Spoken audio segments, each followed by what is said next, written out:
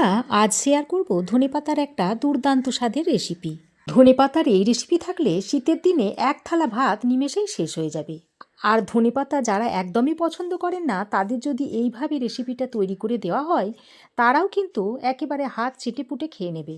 নমস্কার বন্ধুরা, তিয়াশাস রেসিপিতে সকলকে স্বাগত জানাই। আজ আপনাদের জন্য একটা নতুন রেসিপি নিয়ে এসেছি, ধনেপাতার রেসিপি। এখন এই শীতের সময় প্রচুর পরিমাণে ধনেপাতা পাওয়া যাচ্ছে। যদিও ধনেপাতা এখন সারা বছরই পাওয়া যায়, তবুও এই শীতের ধনেপাতার ফ্লেভার কিন্তু একেবারে অন্যরকম। সারা বছর যে ধনেপাতাটা পাওয়া যায়, সেই ধনেপাতার মধ্যে কিন্তু এই শীতের ধনেপাতার ফ্লেভারটা পাওয়া যাবে না। আর এই ধনেপাতা কিন্তু আমরা বিভিন্ন ধরনের তরকারিতে বা স্যালাডে সব কিছুতেই আমরা ব্যবহার করি। তবে আজ আমি শুধুমাত্র ধনেপাতা দিয়ে একটা নিরামিষ রেসিপি আপনাদের বানিয়ে দেখাবো, যেটা গরম ভাত, রুটি, পরোটা, লুচি সবের সঙ্গেই খেতে পারবেন। তাহলে চলুন ধনেপাতার এই নিরামিষ রেসিপিটা দেখে নেওয়া যাক। তো ধনেপাতার রেসিপিটা তৈরি করার জন্য আমি এখানে বেশ খানিকটা ধনেপাতা নিয়েছি, আর ফ্রেশ ধনেপাতাটা নিয়েছি। ধনেপাতাটাকে প্রথমে আমি ভালো করে জল দিয়ে পরিষ্কার করে ধুয়ে জলটা ঝরিয়ে নিয়েছি। এবার এই ধনেপাতার গোড়ার অংশটা এইভাবে কেটে ফেলে দিতে হবে। তো এই ধনেপাতার গোড়াগুলো আমি একটা ছুরির সাহায্যে কেটে ফেলে দিচ্ছি। ধোয়ার আগে ভালো করে একটু বেছে নেবেন, কারণ ধনেপাতার মধ্যে ঘাস থাকে, আর যে হলুদ পাতাগুলো থাকে সেগুলো একটু বাদ দিয়ে দেবেন। তো দেখুন, সমস্ত ধনেপাতার গোড়ার অংশটা আমি বাদ দিয়ে দিয়েছি।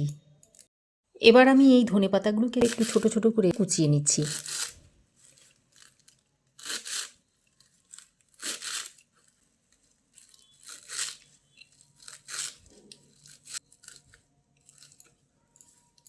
তো দেখুন, সমস্ত ধনেপাতা আমি কুচিয়ে নিয়েছি। তারপর একটা প্লেটের মধ্যে তুলে নিচ্ছি। তো দেখুন, সমস্ত ধনেপাতা কেটে আমি একটা প্লেটে তুলে নিয়েছি। কেটে নেওয়ার পর ধনেপাতাগুলো আমি আর ধোবো না, আগেই আমি ধনেপাতাগুলো ধুয়ে নিয়েছিলাম। এবার আমি এখানে একটা বাটির মধ্যে কিছুটা পাকা তেঁতুল নিয়েছি। এবার এই পাকা তেঁতুলটাকে প্রথমে একটু জল দিয়ে ধুয়ে নেব। জল দিয়ে ধুয়ে এই জলটাকে ফেলে দেব। আবারও একটু ফ্রেশ জল দিয়ে এই তেঁতুলটাকে ভিজিয়ে প্রায় 10 মিনিট মতো রেখে দেব। এবার আমি কড়াই গরম করে দিয়ে দিচ্ছি দুটো শুকনো লঙ্কা। যেহেতু শুকনো লঙ্কা ভাজতে একটু বেশি সময় লাগে, তাই শুকনো লঙ্কাটাকে আগে দিয়ে দিলাম। এবার আমি এর মধ্যে দিয়ে দিচ্ছি 1 চামচ গোটা ধনে, দিয়ে দিচ্ছি 1 চামচ গোটা সর্ষে, এখানে হলুদ ও কালো সর্ষেটা নিয়েছি, আর দিয়ে দিচ্ছি 1 চামচ 5 ফোড়ন। এবার গ্যাসের ফ্লেমটাকে লো টু মিডিয়ামে করে গোটা মশলাগুলোকে ড্রাই রোস্ট করে নিচ্ছি। তবে খেয়াল রাখতে হবে যেন মশলা খুব বেশি পুড়ে না যায়। মশলা পুড়ে গেলে মশলাটা তেতো হয়ে যাবে, তখন খেতে ভালো লাগবে না। এইভাবে মশলা যখন ভাজতে ভাজতে একটু চটপট করতে শুরু করবে, সেই পর্যায়ে মশলাটাকে নামিয়ে নিতে হবে। তো গ্যাসের ফ্লেমটাকে আমি বন্ধ করে দিয়েছি। এবার এই ভাজা গোটা মশলাগুলোকে একটা বাটির মধ্যে ঢেলে নিচ্ছি। তারপর মশলাগুলোকে হালকা একটু ঠান্ডা করে তারপর গুঁড়ো করে নেব। এখন মশলা হালকা ঠান্ডা করে নিয়েছি। এবার এই মশলাগুলোকে একসঙ্গে করে গুঁড়ো করে নিতে হবে। তবে আপনারা ইচ্ছা করলে হামানদিস্তাতে কিংবা মিক্সিতেও গুঁড়ো করে নিতে পারেন। খুব বেশি মিহি করে গুঁড়ো করার দরকার নেই। তবে যে কোনো চাটনি বা আচারের মধ্যে ভাজা মশলাটা একটু আধ ভাঙা করে দিলে সেটা খেতে বেশি ভালো লাগে। তো দেখুন বন্ধুরা, মশলাটাকে আমি এই রকম করে গুঁড়ো করে নিয়েছি। এবার আমি এই গুঁড়ো মশলাটাকে একটা বাটির মধ্যে তুলে নিচ্ছি। তারপর এটাকে একটু ঢাকা দিয়ে রেখে দেব, তা না হলে গুঁড়ো মশলার যে ভাজা গন্ধটা সেটা বেরিয়ে যাবে। তো কড়াই আমি আবারও গরম করে নিয়েছি। এবার এই গরম কড়াইয়ের মধ্যে কেটে রাখা ধনেপাতাগুলো দিয়ে দিচ্ছি, আর জল ছাড়াই ধনেপাতাগুলো কড়াইয়ে দিয়ে দিয়েছি। দিয়ে ধনেপাতাগুলোকে একটু ড্রাই রোস্ট করে নিচ্ছি। এইভাবে যদি ধনেপাতাগুলোকে শুকনো কড়াই এখন নেড়ে চেড়ে নেওয়া হয়, তাহলে ধনেপাতার যে একটা কাঁচা গন্ধ থাকে সেই গন্ধটা আর থাকবে না। আর ধনেপাতাটা পরিমাণে কমে আসবে, বাটতেও তখন সুবিধা হবে। তো দেখুন ধনেপাতাটা দিয়ে আমি 2-3 মিনিট মতো শুকনো কড়াইয়ে এইভাবে একটু নেড়ে চেড়ে নিয়েছি, আর একেবারে শুকিয়ে নিইনি, হালকা হালকা দেখুন জলও বেরিয়েছে। ঠিক এই পর্যায়ে আমি ধনেপাতাগুলোকে নামিয়ে নিচ্ছি, নামিয়ে একটা প্লেটে নিয়ে নিচ্ছি।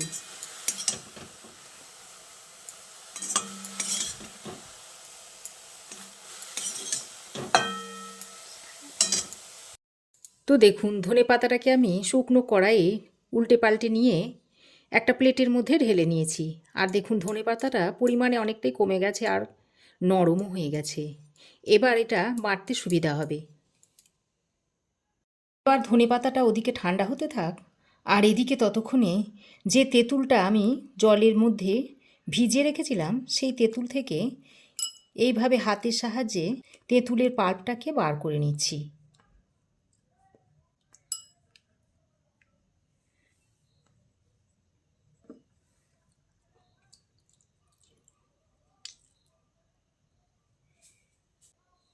তেঁতুলের যে ছিবড়েগুলো রয়েছে সেগুলো হাতের সাহায্যে এইভাবে একটু ছেঁকে এরকম তুলে নিতে হবে। তো দেখুন তেঁতুলের পাল্পটাকে আমি বার করে নিয়েছি। এবার এটাকে এক সাইডে সরিয়ে রেখে এখন আমি ধনেপাতাটা বেটে নেওয়ার জন্য একটা মিক্সিং জার নিয়েছি। এবার এই মিক্সিং জারের মধ্যে ধনেপাতাগুলো দিয়ে দিচ্ছি। ধনেপাতাগুলো হালকা ঠান্ডা করে নিয়েছি। এবার ধনেপাতাটাকে মিহি করে বেটে নেব। তো দেখুন ধনেপাতাটা আমি এরকম মিহি করে বেটে নিয়েছি। এবার এই ধনেপাতাটাকে একটা প্লেটের মধ্যে ঢেলে নিচ্ছি। দেখুন খুব মিহি করে ধনেপাতাটা বাটা হয়েছে। এবার আমি কড়াইটাকে আবারও গরম করে নিয়েছি। তারপর এর মধ্যে দিয়ে দিচ্ছি সর্ষের তেল, আর এই তেলটা একটু বেশি পরিমাণে দিতে হবে। তেল ভালোভাবে গরম হয়ে এলে এবার ফোড়নে দিয়ে দিচ্ছি 2টো শুকনো লঙ্কা। এবার এই শুকনো লঙ্কাটাকে তেলের সঙ্গে ভালো করে নেড়ে চেড়ে মিশিয়ে নিচ্ছি। তারপর যে তেঁতুলের পাল্পটা বার করে রেখেছিলাম সেটা এখানে দিয়ে দিচ্ছি। তেঁতুলের পাল্পটা দিয়ে ফোড়নের সঙ্গে ভালো করে নেড়ে চেড়ে মিশিয়ে নিচ্ছি। আর এই সময় গ্যাসের ফ্লেমটাকে লো টু মিডিয়ামে রেখে দিয়েছি। তো দেখুন ভালো করে নেড়ে চেড়ে মিশিয়ে নিয়ে এবার আমি এখানে দিয়ে দিচ্ছি অল্প একটু হলুদের গুঁড়ো, আর দিচ্ছি একটু ঝাল লঙ্কার গুঁড়ো। আর এই রেসিপিটা একটু ঝালঝালি হবে, তাই লঙ্কাটা একটু বেশি করেই দিতে হবে। তো হলুদ আর লঙ্কার গুঁড়োটা দিয়ে আবারও ভালো করে নেড়ে চেড়ে একসঙ্গে মিশিয়ে নিচ্ছি। লো টু মিডিয়াম ফ্লেমে প্রায় 2 মিনিট সময় ধরে তেঁতুলের পাল্পটা দিয়ে ভালো করে নেড়ে চেড়ে মিশিয়ে নিয়েছি। এবার আমি যে ধনেপাতাটা বেটে রেখেছিলাম সেটা এর মধ্যে দিয়ে দিচ্ছি। তারপর ধনেপাতাটা দিয়ে তেঁতুলের পাল্প আর মশলার সঙ্গে খুব ভালো করে মিশিয়ে নিতে হবে। বেশ খানিকক্ষণ সময় ধরে খুব ভালো করে মিশিয়ে নিতে হবে। তো দেখুন ধনেপাতাটা দিয়ে খুব ভালো করে নেড়ে চেড়ে মিশিয়ে নেওয়ার পর এবার আমি এখানে 4 টেবিল চামচ পরিমাণ চিনি নিয়েছি, সেই চিনিটা এখানে দিয়ে দিচ্ছি। তবে চিনিটা একটু বেশি পরিমাণেই দিতে হবে। এবার চিনিটা দিয়ে ধনেপাতার সঙ্গে আবারও ভালো করে মিশিয়ে নিচ্ছি। আর চিনিটা দেওয়ার কারণে দেখবেন একটু জ্বলো জ্বলো ভাব আসবে। তারপর এই জলটাকে আবার শুকিয়ে নিতে হবে ভালো করে। এবার আমি এর মধ্যে দিয়ে দিচ্ছি অল্প পরিমাণে একটু সাদা নুন, আর দিয়ে দিচ্ছি একটু বিট নুন। এবার এই সাদা নুন আর বিট নুনটা দিয়ে আবারও ধনেপাতার সঙ্গে ভালো করে মিশিয়ে নিচ্ছি। তো নুনটা দিয়ে ভালো করে নেড়েচেড়ে মিশিয়ে নেওয়ার পর এবার আমি 1 টুকরো লেবু নিয়েছি। এই লেবুর রস আমি 1 চামচ পরিমাণ এর মধ্যে চিপে দিয়ে দিচ্ছি। এই লেবুর রসটা দেওয়ার কারণে এই ধনেপাতার চাটনির স্বাদটা কিন্তু অসাধারণ হবে। আর স্বাদটা যেমন ভালো হবে তেমনি এই ধনেপাতা চাটনিটা আপনারা অনেক দিন ধরে সংরক্ষণ করেও রাখতে পারবেন। বন্ধুরা ধনেপাতার চাটনি তো আপনারা অনেকভাবেই তৈরি করেছেন, একবার আমার মতো করে এইভাবে তৈরি করে খেয়ে দেখুন, আশা করছি আপনাদের ভালোই লাগবে। তো লেবুর রসটা দিয়ে খুব ভালো করে নেড়েচেড়ে মিশিয়ে নিয়েছি। আর দেখুন বেশ অনেকটাই শুকনো শুকনো হয়েছে। আর এটা যাতে আরও বেশি দিন সংরক্ষণ করে রাখা যায়, তাই এর মধ্যে থেকে জলটাকে আরও একটু শুকিয়ে নিতে হবে। ধনেপাতা চাটনিটাকে আরও ভালো করে সংরক্ষণ করার জন্য এখানে আমি 1 চামচ মতো ভিনিগার এর মধ্যে দিয়ে দিচ্ছি। এবার এই ভিনিগারটা দিয়ে আবারও ধনেপাতা চাটনির সঙ্গে খুব ভালো করে নেড়েচেড়ে মিশিয়ে নিচ্ছি। তারপর এইভাবে মেশাতে মেশাতে যখন দেখবেন যে জলটা একদম পুরোপুরি শুকিয়ে এসেছে, সেই পর্যায়ে চাটনিটা নামিয়ে নেবেন। তো বন্ধুরা, ভিনিগারটা দিয়ে আমি আরও 2 মিনিট মতো ধনেপাতার সঙ্গে ভালো করে নেড়েচেড়ে মিশিয়ে নিয়েছি।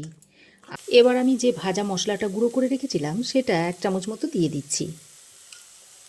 তারপর ভাজা মশলাটা দিয়ে ভালো করে নেড়েচেড়ে মিশিয়ে নিচ্ছি। তো এটা এখন সার্ভ করার জন্য একেবারে রেডি হয়ে গেছে। ধনেপাতার চাটনিটা বা আচারটা যাই বলেন না কেন, এই কড়াই থেকে দেখুন ছেড়ে ছেড়ে আসছে, তার মানে আচার বা চাটনিটা রেডি হয়ে গেছে। এবার গ্যাসের ফ্লেমটাকে বন্ধ করে দিচ্ছি। তারপর এটা নামিয়ে সার্ভ করে দেখাচ্ছি। এবার এই ধনেপাতার চাটনিটা আমি একটা বাটির মধ্যে সার্ভ করে দিচ্ছি। তো এইভাবে ধনেপাতার চাটনি বা আচার বানিয়ে আপনারা অনেক দিন পর্যন্ত সংরক্ষণ করতে পারবেন। আর তারপর এটা আপনারা রুটি, লুচি, পরোটা, ভাত সবের সঙ্গেই খেতে পারবেন। এছাড়াও এটা আপনারা পকোড়ার সঙ্গেও সার্ভ করতে পারবেন। খেতে অত্যন্ত সুস্বাদু হয়। তো রেসিপি কেমন লাগলো অবশ্যই একটা কমেন্ট করে জানাবেন। ভালো লাগলে একটা লাইক ও শেয়ার করবেন। পাশে থাকা বেল আইকনটাও অবশ্যই প্রেস করে দেবেন। আর আমার চ্যানেলে যদি নতুন হয়ে থাকেন তো প্লিজ চ্যানেলটাকে সাবস্ক্রাইব করার অনুরোধ রইল। আজ এ পর্যন্তই। আবার দেখা হবে নতুন কোনো রেসিপি নিয়ে নেক্সট এপিসোডে। সে পর্যন্ত ভালো থাকবেন, সুস্থ থাকবেন। ধন্যবাদ।